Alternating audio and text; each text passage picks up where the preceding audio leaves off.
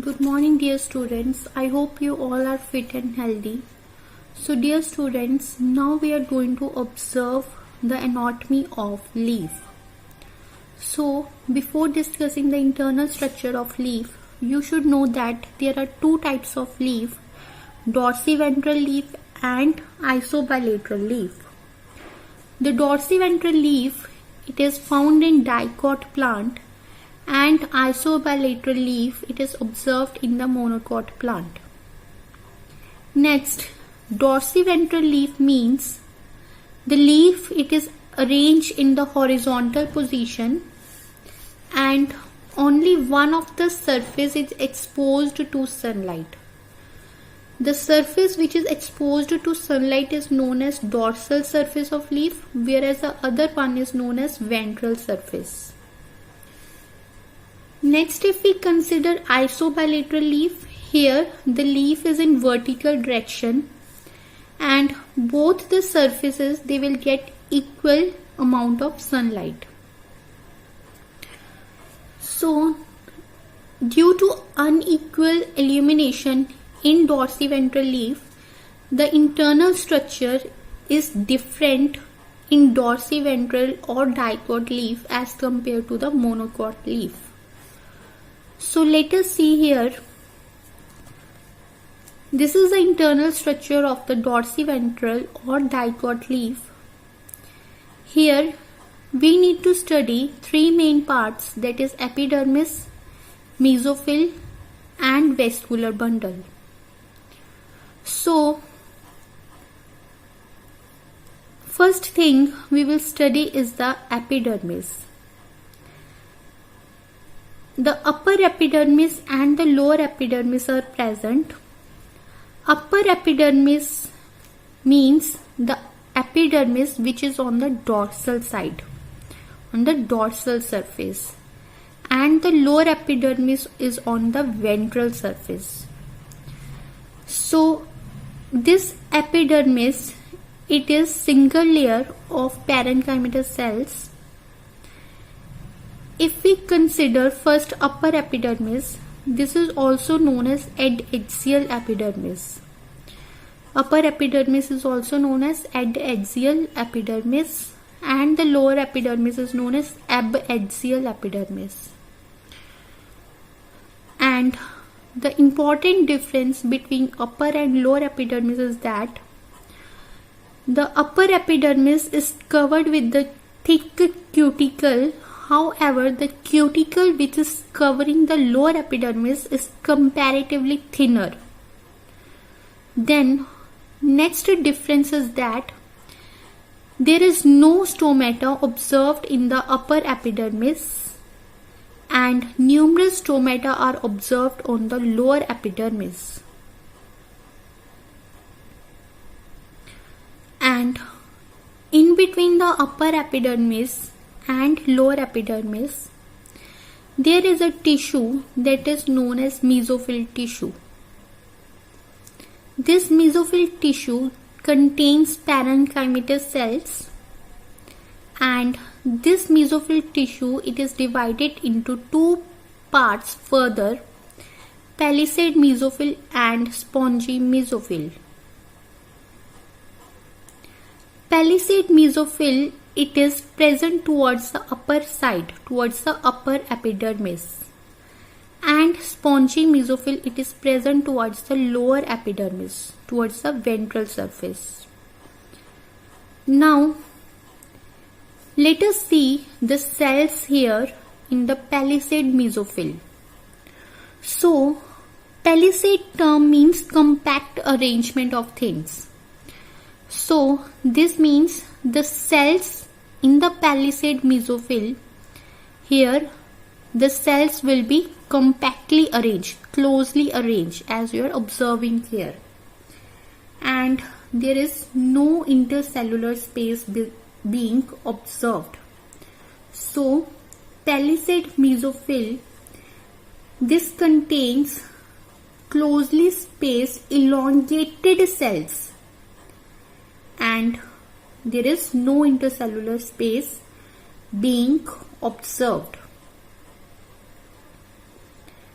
And if we consider here another difference, the cells in the palisade mesophyll contain chloroplast. So, the upper surface, upper epidermis is receiving sunlight, and in plant there is a process that is known as photosynthesis which need chloroplast which contains chlorophyll. So therefore this chloroplast, it is present towards the surface which is exposed to sunlight. So therefore chloroplast is present in the mesophyll cells of palisade mesophyll. Then if we consider the spongy mesophyll, it is towards the lower epidermis, and here the cells are round or oval. So the parenchymatous cells in the spongy mesophyll, they are round or they may be oval, and they are loosely spaced. As you can observe here, loosely spaced cells are present in the spongy mesophyll, and large intercellular spaces and air cavities are observed. These are directly related with the exchange of gases with the outer atmosphere. So air cavities, they are directly related with the exchange of gases with the outer atmosphere through stromata. So these air cavities, they exchange gases with the outer atmosphere through opening that is known as stromata, which is present on the lower epidermis. Then this is the characteristics of palisade and spongy mesophyll respectively. Now if we consider vascular bundles, the vascular bundles consist of xylem and phloem, and here xylem is upward and phloem is downward, and these vascular bundles are covered with the sheath that is known as bundle sheath, and this bundle sheath consists of sclerenchymatous dead cells, and these sclerenchyma cells, they are extended on the upper side that is known as sclerenchyma patch, and towards the lower side there is a parenchyma patch, means parenchymatous cells are present. So this is the internal structure of the dicot or dorsiventral leaf. Then there is a substromatal cavity.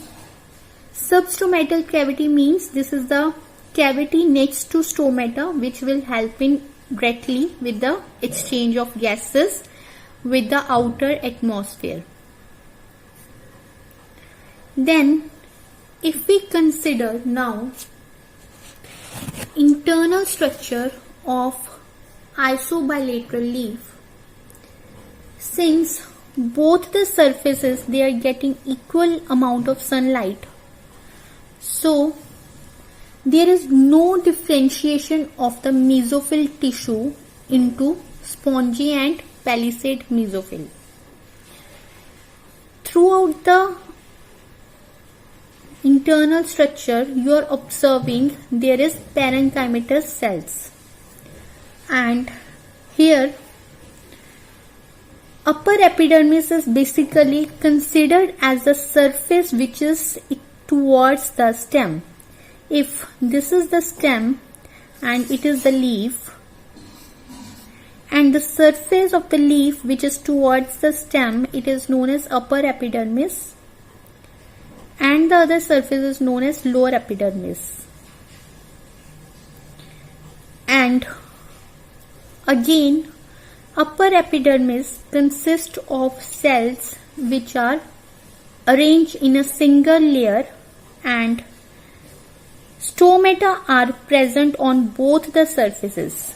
So there lies a difference between dorsiventral and isobilateral epidermis. So in isobilateral leaf, here stomata, they are present on the upper as well as the lower epidermis, and cuticle is present on both the surfaces, and same amount of thickness of cuticle is observed on upper epidermis as well as on lower epidermis. Since no differentiation of mesophyll tissue is observed, therefore all the cells in the mesophyll tissue, they are alike, similar, and they contain chloroplast. Since we have observed in dorsiventral leaf, palisade cells contain chloroplast, but here all the cells of the mesophyll tissue, they contain chloroplast. Although the intercellular spaces you are observing here are small, but they are present throughout that mesophyll tissue.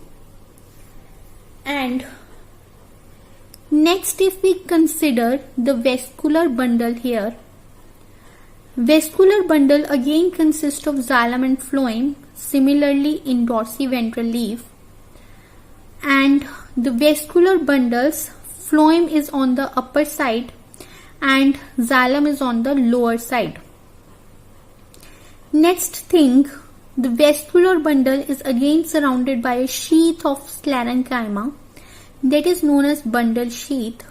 So dear students, if you observe that there is a large empty cells on the upper epidermis, that is known as bulliform cells. Basically, these bulliform cells, when there is sufficient amount of water available, they absorb the water and they become turgid, and therefore the bulliform cell expand and the leaf also expand to get enough more sunlight. However, when there is water deficiency in plant, the bulliform cells become empty and the leaf curls to reduce transpiration process. So this is the role of the bulliform cell, which is present on upper epidermis of monocot or isobilateral leaf. Now coming back to bundle sheath, let us know some other features. This bundle sheath, it is present on both the sides of the vascular bundle. So sclerenchyma cells towards upper and lower side, both sides sclerenchymatous cells are observed around the bundle sheath. Basically, these sclerenchymatous cells, they are extensions of the bundle sheath.